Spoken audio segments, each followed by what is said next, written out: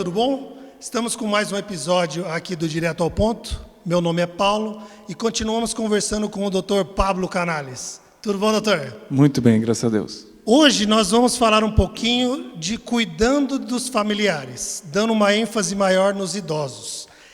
O que isso pode trazer de diferente na rotina familiar, como isso pode causar problemas e como a gente pode se preparar um pouquinho para isso. É muito difícil lidar com a surpresa, tá? Então, quando a gente lida com a doença de um idoso, normalmente ela vem de um dia para o outro. Por exemplo, um AVC, tá? Deu um AVC, a gente começou de repente mudou tudo. Agora, o meu pai, a minha mãe, os avós estão com um quadro de paralisia, não conseguem se mexer, precisamos de cuidadores, precisamos de uma cama diferente, precisamos de lidar diferente com esse pai e essa mãe. Mas não é somente com esse tipo de doenças que pode alterar.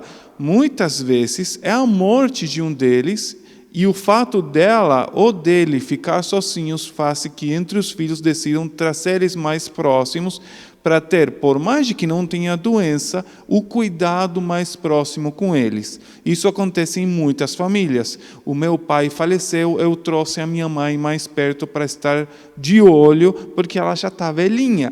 Então, a gente tem que entender muito bem que essa dinâmica familiar vai mudar. É muito importante ter opções. Não, ela só vai ficar na minha casa porque eu vou cuidar dela.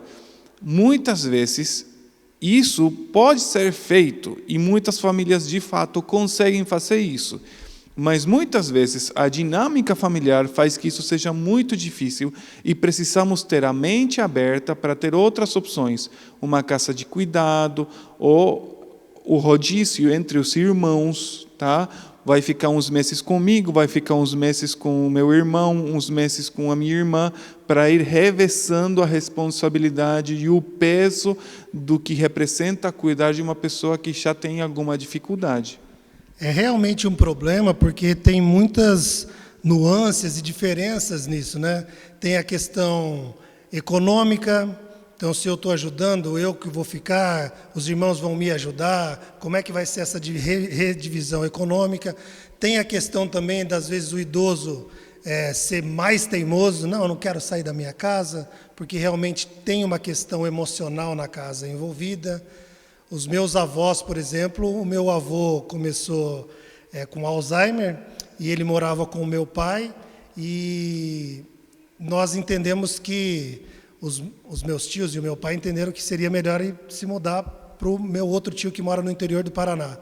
E aí a minha prima que mais cuida dele.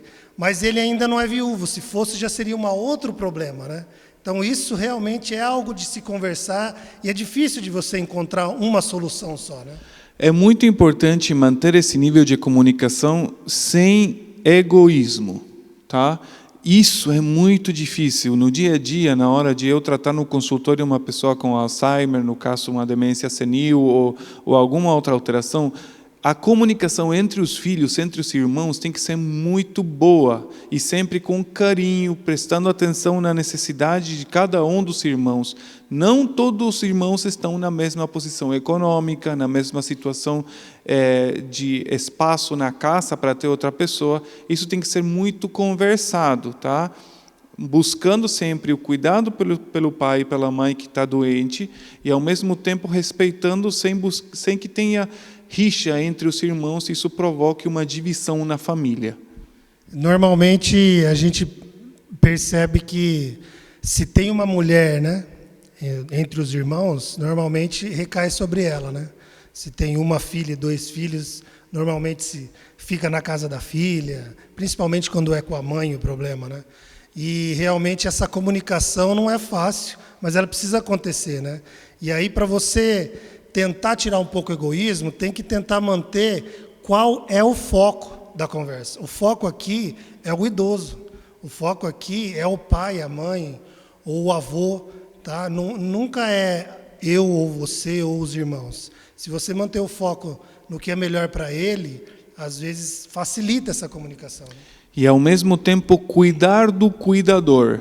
Isso é muito importante. A gente, cada vez que conversamos dessa doença, a gente tem que cuidar de quem está cuidando. Então, quando você achar que vocês não estão dando conta, a opção do cuidado também pode ser feita numa casa de repouso.